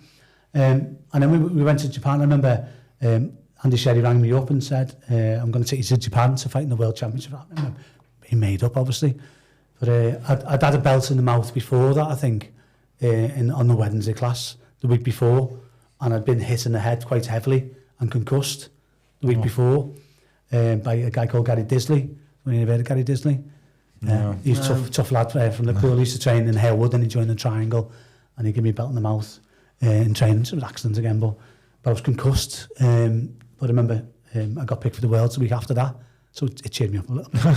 But when we went to Japan, we didn't actually train with anybody else, if I'm honest. We just trained as a team. Oh, okay. We just all done our own training together as a team, really. So we didn't get to train with anybody else, really, before the competition. So it was just our own team training together, really. And what year was that then, if you can remember? I think it was I think it was 2000. Right. I think it was 2000, I think around that time. Yeah, the World Cup, The World Shoto Cup. Yeah, the World Shoto Cup. Yeah. So it obviously still then, was Japan would have been in that one. I won a bronze medal there. We got beaten in the semi-finals by Belgium, I think. And then we had to have a fight-off against Argentina, third place. But it was a high-caliber competition. But I remember... It wasn't long after the Falkland crisis. So it was a bit of Argentina. We thought we'd finished because we thought, I think we got beat or we beat Belgium, but then there was a fight off for third place. It was against Argentina to win the bronze. So we'd all switched off. We thought, that's all we've done. We said, no, you've got to fight Argentina again in 10 minutes. So everyone. But when we fought them, I think 3 of our team were knocked unconscious. Really? In the team event, or really hurt quite badly. in the team event against Argentina. They weren't interested in scoring points, shall we say. Remember Gordon Matthew? Do you remember Gordon from Scotland? Yeah, yes, that name rings. Yeah, Gordon Matthew, he was on the team. He got, I think his eye was like this, and a couple of other people's eyes were like this. And I remember having concussion again. I did just got over the previous concussion in training. I remember just seeing stars when I came off the mat, because I just had a ding-dong with the guy I was fighting, but I belted him back just as much as he hit me. But I remember just seeing stars for about half an hour after the fight. But that was a meaty match-up against Argentina. But we came third in the Wales. We managed to beat them because they got disqualified through their team. Well, you came away with a medal on that. Yeah, that's it. Yeah. So you'd said that you had a break from training. So when did that break? Yeah, I think I got to about, I was competing regular. I mean, bear in mind, I was competing from age 14. So when I got to about, I think I was about 34, and I decided that I didn't want to compete anymore. And I remember we were fighting, I think, one of the Europeans, and I wasn't feeling as sharp as I was normally would. I felt like my legs were zapped a little bit more during the event. Yeah. And I thought maybe... Just like lead weights. They felt heavy, my legs. They just weren't moving. I wasn't moving the way I usually moved. I thought maybe that's my time. And I felt like I'd done from 14 to 30, but that's a good old length of time to compete. And I decided around about that time, I was still training for a while, but I stopped competing. Did you find it though, like a quite hard decision to do? Because it's like you've done it for so long. Yeah. But it's that, you know, if you've got that competitiveness. Yeah, do you know what? There was a sense of relief, to be honest with you, as well. Once I've finally made the decision, because I had a young family at the time as well, and you've got to make money, haven't you? And you've got to see your children, your kids up and stuff like that. And you know, I thought it's time. I've got to spend time with my family as well now, and I've got to earn a living. So remember, I wasn't that worried about stopping competing at the time. It felt weird not training for something, because the emphasis on my training was I'm competing. Yeah. It was about competition. I was training for something, and then suddenly to be training for something felt a bit odd. I was going to say you must have felt it can feel a bit lost. Yeah, and that's maybe where a bit of motivation was lost after that, where I did slack off a little bit and moved away from it a little bit more. And I think I had a few years gap then from training really regular. I'd maybe dip in now and again, but certainly not the way I was training. Yeah, and I had a bit of a gap. And it was, to be honest, I enjoyed it. Not have to panic about going to squad. Yeah. Because that was just the constant emotional turmoil you go through when you know, I've got squad coming up in 2 weeks. Like 2 weeks before, you'd be thinking about going to squad. Literally. I'd be sitting there having my dinner, and my wife would go, what's the matter with your face? I go, I've got squad in 2 weeks. You know, and I'd start thinking about things like that, and she'd be like, so I didn't miss that. Yeah. You know, so I did enjoy not competing for them reasons. The training was really hard. So and then obviously you've had like it was basically a family life that was took over. Very much so, yeah. And then me kids done karate as well. My wife's done karate as well. I think my eldest son's the first Q. So I started teaching then, got more involved in teaching. And I was asked to teach in the Triangle initially, but I said, well, I'd rather teach my own club. Yeah. So I opened my own club then and started teaching. When I was still competing, I was teaching as well. Yeah. A couple of years I was teaching as well. So I started to enjoy the teaching side of it then. And it was good to start to develop some of the kids coming through then, and my own sons trained with me as well. So that was good. How did you find it, obviously, like teaching your own sons? Well, initially, because I wasn't training at the time, and my sons expressed an interest in training, I took them to a guy called John Lloyd, who I trained with in the Triangle, but he had his own club in a school, local school, because I wasn't that bothered about teaching or training at that time. I'd moved on a little bit. So I took them along, and I remember thinking, I could probably do better with, no disrespect to John, nice guy John, but I thought I could probably do a bit better myself with him, with my kids. I could train them a bit better myself. So I started teaching them a little bit at home, and then I got the book then, and then I opened the club then, and then it just took off from there. Did you find that they took to your teaching all right? Because I've got, obviously, like you've got your two kids here, I struggle to teach my own. Yeah, do you know what? I thought they wouldn't listen to me, but they did. They took on board what I was saying, and they did. They trained hard as well. There were obviously a little bit of slacking here and there where they could get away with things, but I just taught them the same as would anybody else. I didn't give them any special treatment or nothing like that. No. But I didn't pick on them either because they were my sons or nothing like that. I just taught them the same as everybody else. And they loved it. Yeah, they trained from the age of 5, both of them. Yeah, and the youngest went on to fight for the KUGB England squad. He made the England squad. He won the Grand Slam Kumite, or Paddy. And then he moved over to HDKI and he was on their squad for a while as well. He competed really well. Yeah. So obviously, like training through the years, like did you ever? So well, when Sensei Enoeda sadly passed away, you would have obviously still been like with KUGB. Yeah. I got a call. I remember getting a call from Andy Sherry when I was teaching at the John Moores University at that time, and he gave me a call and said Sensei Enoeda passed away. He was telling everyone type of thing. I remember being quite shocked by that. Really, I felt like obviously a bit sad about that. Really, but after that, really, that's when I stopped competing at that time anyway. Really, so it's still sad to hear that, obviously, but I drifted away a little bit by that stage. I was more teaching. Yeah, I was still dipping in training, but I was more teaching really. So when did this decision to obviously break away, from the KUGB? Yeah, I mean I think that was about rough on time. I'd probably say about 5 or 6 years ago. Mm-hmm. I think we moved over from the KUGB and we moved over to HDKI. And really, to be honest, it was a breath of fresh air for us, for our club. Was it a case of like you leave something that you've known for so long? Yeah. Did it leave you a little bit? Yeah. I think like again we've been to when you've only really known. I was in a bubble basically. KUGB. I was in a bubble, and I knew how to. I was training a certain way, and only trained that way really. Didn't step outside of that environment really. No. Competed and stuff in other areas. But it wasn't ever encouraged though, is it? I think in a lot of associations. No, it wasn't. To be honest with you, it wasn't particularly encouraged. But I didn't actively look for it myself personally. Yeah. I was quite happy with doing what I was doing, but then other people were starting to look outside at other things as well. Yeah. So maybe you start to listen to, well, maybe there is other clubs out there, other styles. So we started to move around a little bit as well. And train other clubs occasionally as well. Because I remember when I was very young, I'd go and visit clubs all the time. I'd be at other clubs every other week just to try and get extra lessons in and see what I could learn. And I remember training with Steve Cattle when I was 15, because I'd be going everywhere to train at that time. And I remember sparring one of his students at the end, because I love fighting. And I was sparring one of his students at the end with the session.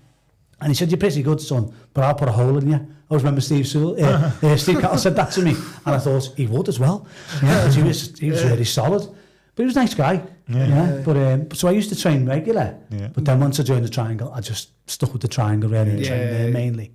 But back to did you feel like even when you've decided to make the change from the KUGB to HDKI, did it feel like strange? Yeah, it wasn't an instant decision. I had to have a good think about it. I remember thinking about it for about a week before I made the decision. But then once I'd made the decision, I moved my club over to HDKI. I haven't looked back, if I'm honest. It's been like a breath of fresh air for me personally. But, I mean, I imagine like again, different associations, different instructors. Like obviously, we try and like train, like you said, like we try and train with anybody and everyone, because you're going to learn something from it. Everyone's got something to teach. Someone's got something to teach. Exactly. And it was the same like when I first trained. When I first trained with Scott Sensei, Scott Langley, and then eventually like Andy training, and we had Scott come and teach. Brilliant. And like again, it's just like that. You train with. It could be Scott, it could be Calzo, it could be Matt Price, it could be Richard Amos, it could be whoever. It don't even have to be someone who's a big, well-known name. It could just be someone different. But like training with someone again, like Scott Sensei, it was like I've not seen anybody move. It was like you move. It was like a light bulb moment when I first attended Scott Langley's course, because I thought, oh my God, what have I been doing? Yeah. And a few senior grades who were training, who we knew well, we were like looking at each other saying, what have we been doing all these years? Yeah. What have we been doing? Because the detail. It's that detail. The detail. And I always describe Scott Langley he's like a piece of rubber. I mean that in a nice way. Yeah. He's just so mobile. He's just so flexible physically and flowing. The body mechanics of like when he's demonstrating, and it's like, oh, from the ankle, and the ankle's twitching the knee, so that body mechanics and that isolation, what you can do to demonstrate. So then you can see this bit in the middle, what your body either has or hasn't been doing for the last however many years. Yeah, exactly. And it's like, because when we trained, I'm sure you understand, it was all like harder, faster, stronger. Well, we were faster than be stronger. Well, I mean, I remember because again, when we were kids, or like when our fathers did karate, I mean, we were in the KUGB then. I mean, that harder, faster, stronger, stamping down, front knee, like not being in control of your front knee whatsoever. No. And I definitely would put money on that. That is why so many of the old guard have had to have new knees or new hips. Just new teeth. Everything. But I mean, certainly the knees and the hips, I would put that down to the harder, faster, stronger. I mean, I'm not dissing the KUGB because it was really good in certain parts. It was what it was. You knew what it was, but I wish I'd have discovered another way of training a long time ago. Because it would have helped my knees and my joints and stuff like that nowadays. So for the ones who are younger coming into HDKI, it's really good because they're not slamming down as much now. And I don't think as well it's like the old guard. I think, in fairness, people like myself have all, however you want to word it, casualties of that harder, faster, stronger. But is it, like you said, like a light bulb going off, like seeing like what have we been doing? But then do you feel like as well, as I think maybe a lot of people did in COVID as well, with some of these other like the platforms of like Facebook, YouTube, and seeing all these other instructors that you would have never really been exposed to. And then like you're going, there's literally like so much else out there. Completely different, and there's no like hierarchy type of approach. It's like it's not hierarchical. No. It's like they want you to train with everybody. So you're getting a good session from different people, learning different things from different people, inviting different instructors in, and that's healthy. And it's that's how we grow, isn't it? And I think it's that thing of as well of like giving. I've noticed with the HDKI and like a few other associations is that they are encouraging the younger generation to like come forward as well. Very much so. Which is. I've said it before on the podcast, well, I've said it quite a few times, is that, again, you look back at the old days and, again, a lot of it had its time and its place, but I always think now, is like with so many splits that's happened, I mean, and just like lots of generational talent that's either got disillusioned or just got, I'm not doing this anymore. And I'm probably not even, might not even be training, it might not be karate training anymore, might still be doing something. I mean, I can't speak for everybody else, but when I moved over, I've gone from strength to strength personally. I have done 3rd, 4th dan gradings. I've done like referees, examiners courses, teaching on courses now as well. So for me personally, it's been, I've taken my own gradings up to like first Q as well. Done a grading examiners course, which, would never be heard of back in the day. No. So it's just a different way of doing things. And I'm really enjoying it.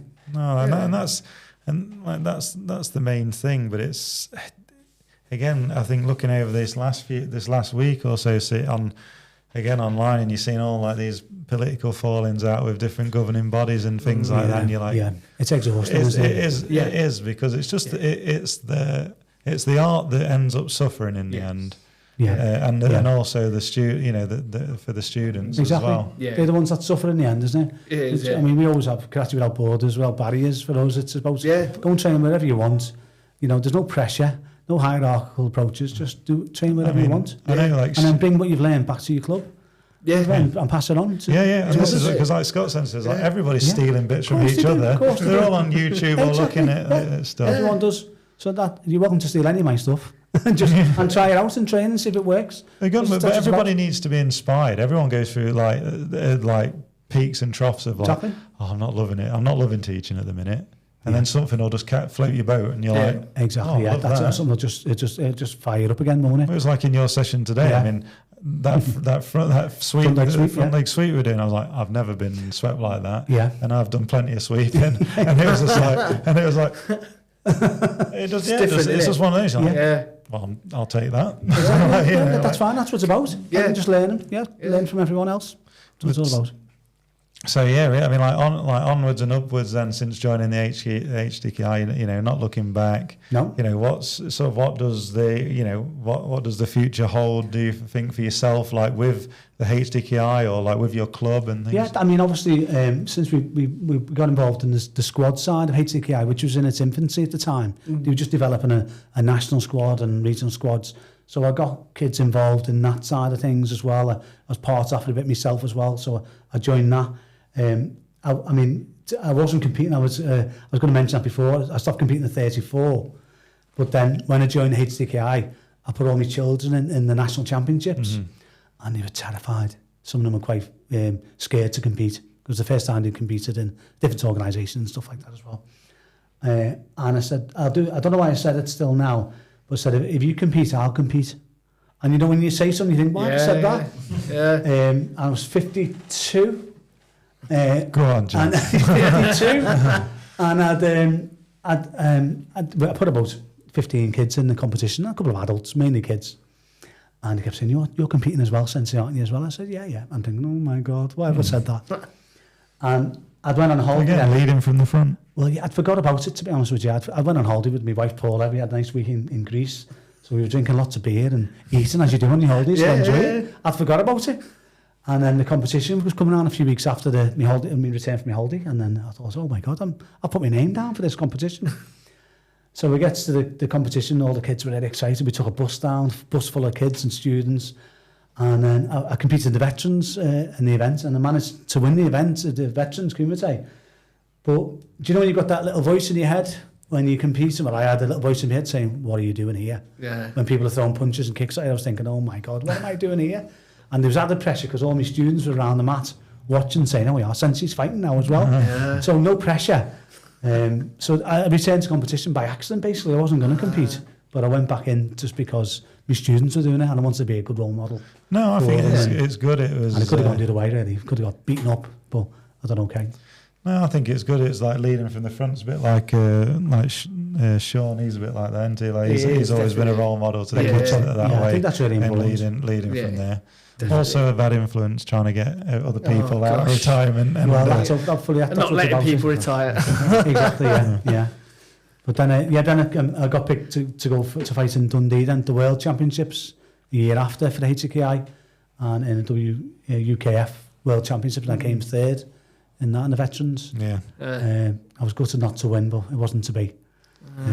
I got beat by a really good guy who's really about 6'5", something like that. So his reach was just ridiculous. But I'm not making excuses. But we were waiting around for 2 days. I was waited for 2 days to compete. Oh, was it? I was waited for 2 days. Oh, okay. I was meant to compete on the first day in the veterans, because there was that many events going on. Yeah. It went into the second day, so I had to stay overnight and then sat down, and I got 10 minutes notice that we were fighting. Our group was fighting, and got to warm up. Oh, I mean, at our age, you need half a day to warm up, don't you? Yeah. We got 10 minutes notice. Yeah. Maybe it wasn't to bake, just wasn't ready. So maybe a sprinkle of Tiger Balm in there. Yeah, that's it. But I noticed a lot of the serious competitors, only the veterans, but some of the serious competitors, they were spraying the feet with hairspray because the floor was that slippy. The mats were that slippy. We were on these mats in Dundee in ice rink.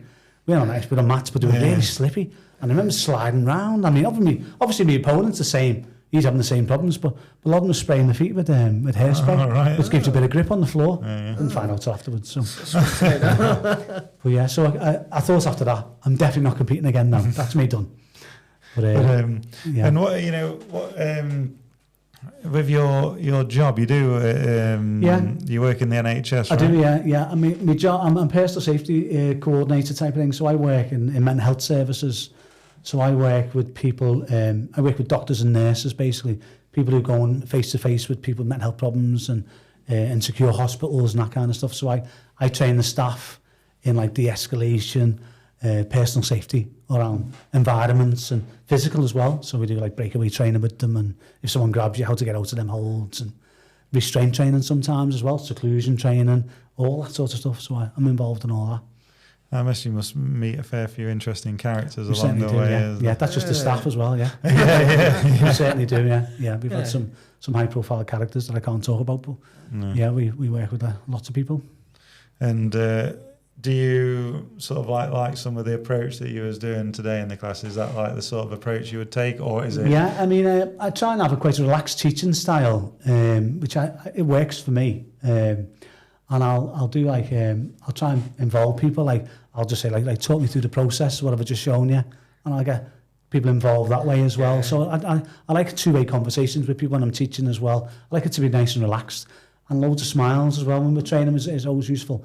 Because of my job, such a serious subject. If I was very serious in work, it'd be a hard day. Yeah. So I always try and keep relaxed and put a relaxed stance on things. And especially that people, see by seeing and doing, don't they? Exactly. Yeah, people learn differently, don't they, as well? Different learning styles. But yeah, try and have a relaxed approach if I can. And how long have you been involved in that? I've been in NHS for 28 years. Wow. And I've been involved in teaching directly for about 24 years. So yeah, I'm trying to get to 30 years and then see where I am then. I'm at year 28 so far. Yeah. So, yeah. How did you get into the NHS? Yeah, basically, I used to be a retail manager years ago, and I used to sell suits for a living for a company in town called Jaeger, which was quite a high... For Tony Chin, was it? No. Yeah, he'd come in and buy suits. But yeah, and I seen my friend walking past, he was doing like support work, where you work with people in the community, and he had like flip-flops on, shorts and T-shirts. I'm stood outside with a suit on, and I said hello, I see my mate. I said, what are you doing? He said, I'm working. And he was just doing support working. And I said, get me a job. Because he was just dead relaxed what he was doing. He was just, like in the community stuff. Yeah. So I started doing that really, initially for a couple of years, and then started managing teams and houses. And then the NHS approached me to get involved in the training side of it then because of my background. And it just carried on from there really. So I've done like my honours degree in violence reduction. I'm classed as a violence reduction specialist. So I've done a violence reduction specialist degree at Cardiff University. It's a strange degree, isn't it? But that's what I've got. Oh. I mean, you were saying that obviously with you doing karate, your wife's done karate, your sons. Yeah. Like how has karate, would you say, shaped your family life? Yeah, I think it helped me children as well, because in terms of their confidence as well, because they're a bit shy as well when they were young. So when they first came back into started training, it had the same effect it had on me when I started training. It helped their confidence. It made them get their heads up. Especially my eldest son, who was a bit more shy, and it helped his confidence as well. So, my wife done it. She done the same time when I started. She trained the same time as me, but we're all scared of my wife because she's the tough one in the family. But she started training first, really, around the same time as I did. She trained in Hale with a guy called Dave Paul.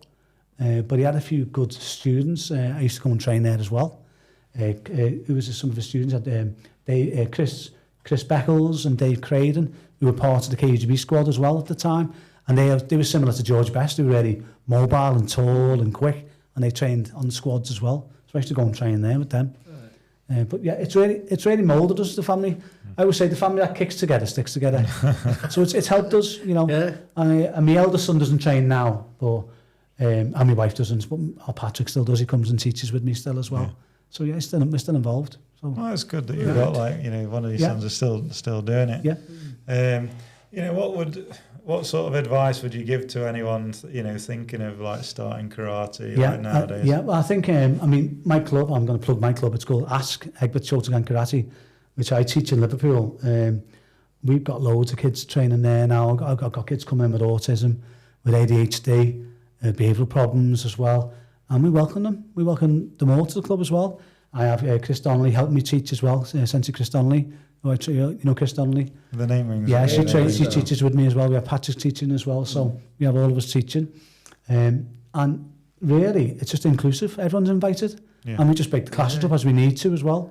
And we have a lot of parents that come and train them. Once the kids start training, the parents want to get involved in it as well. So we've got a really family-friendly club at the moment in our club. And I think that's the best way forward, isn't it? And they really encourage each other, which is really good. Yeah. And they give each other pick-ups if they're struggling. And after class, I love it to see it. I'll have students going over katas with junior grades to themselves. I think that's really good.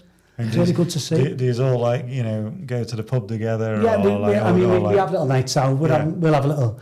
we have like Christmas nights, we have Christmas parties, they wrapped me in cotton toilet roll last year, like me and Patrick. We did like a competition to try and all the kids wrapped us up, like a mummy, and they had to unwrap us as quick as they could and games like that. So We keep good contact with them all, so it's really good rapport there, really supportive as well. Yeah. But some of the kids who've come in, as I said earlier, they've come in as shy young kids, and now they're on the verge of on the squads.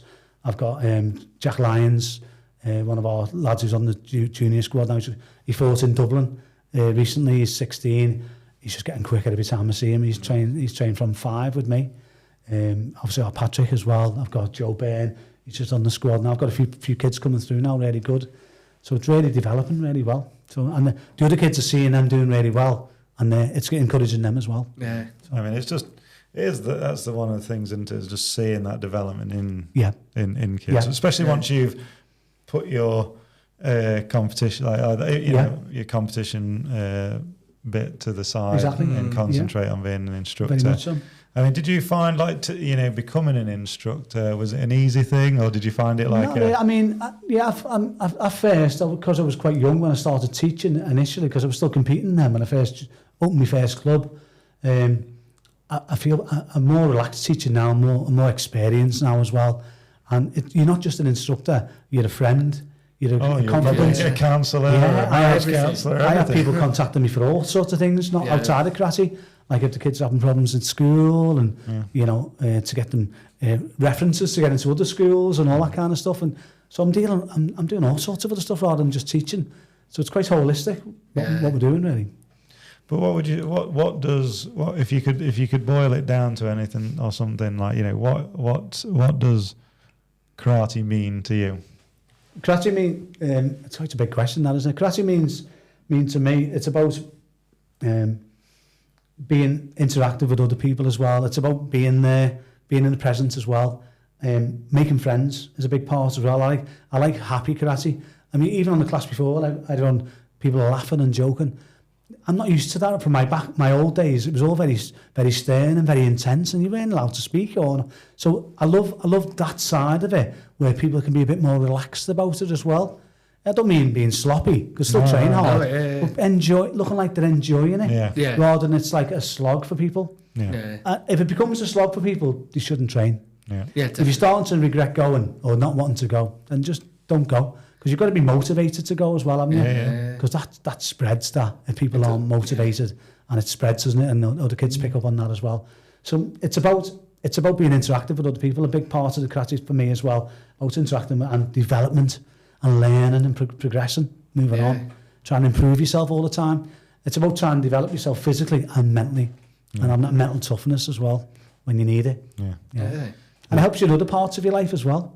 It really does, doesn't it? It does. It's not just about in the dojo. No. Give you the confidence in other areas of your life as well. It's all the life lessons. It's all the life lessons that you learn through karate. It's I end up trying to tell the kids this, but I think that with the kids being kids, it's a little over the head. But there's so many of that. Yeah, but you've got to keep it interesting for the young ones as well, because they get bored really quickly.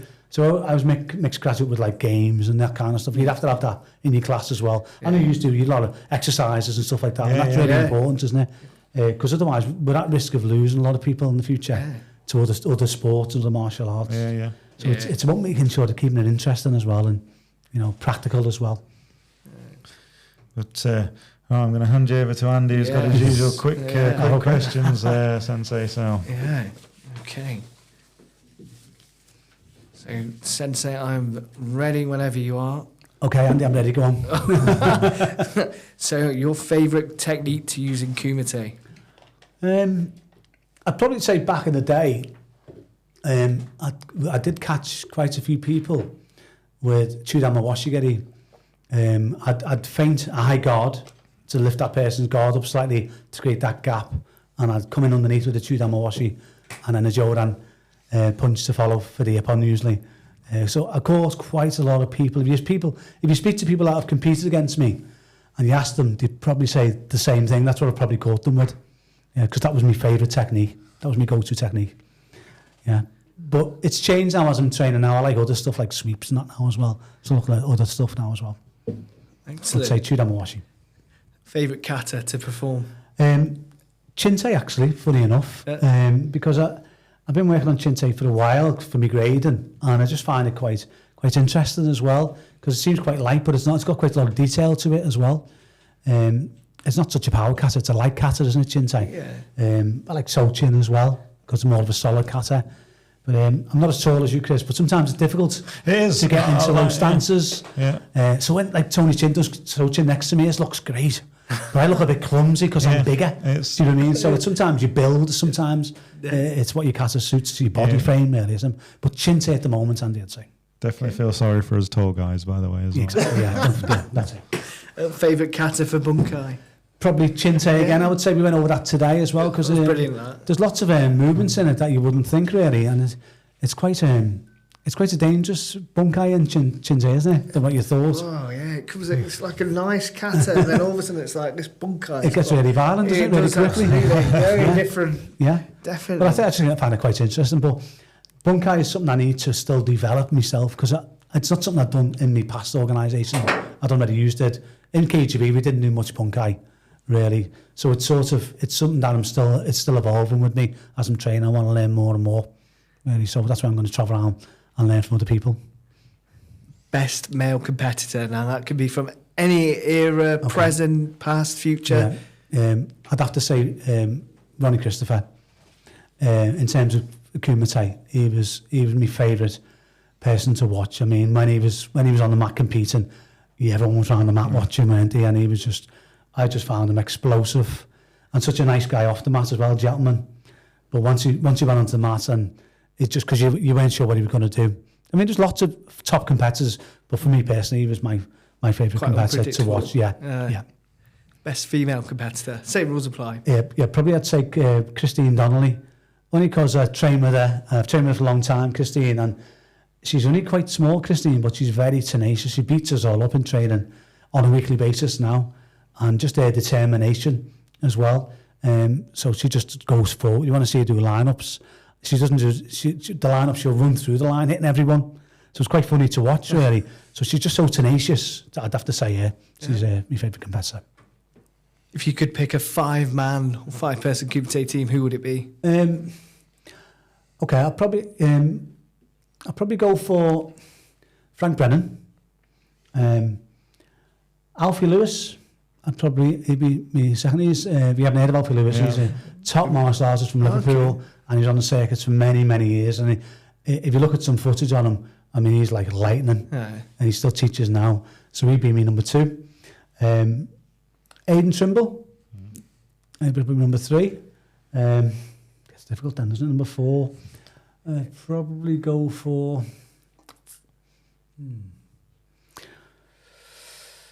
Teddy O'Neill. Yeah, I'd probably go for Teddy O'Neill, number 4, definitely. Just to spice things up a bit. Yeah, definitely. Is that 4? Yeah, that's 4. So just one more. Let's go with Alan Hall. Wow. Alan Hall.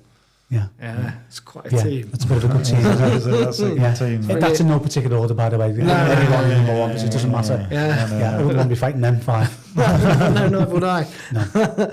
Which 3 people would you pick for Team Kata? Team Kata, from any era again? Again, same rules apply. Okay. Kagawa, I'd say. Frank Brennan. And I'd probably look at maybe Scott Langley. That's quite a team. That may be 3-man Kata team. That's a good team. Serious team. Yeah, definitely. Your greatest karate achievement? We've had quite a lot of good days in karate. Probably from a personal point of view, from my from my point of view, is probably represent my country.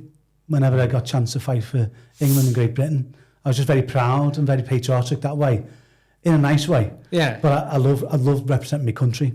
I just thought it was really like the pinnacle. Yeah. And it should be for any sportsman if you get to that level to fight for your country, for England and Great Britain. So actually being able to represent my country was probably my proudest moments personally.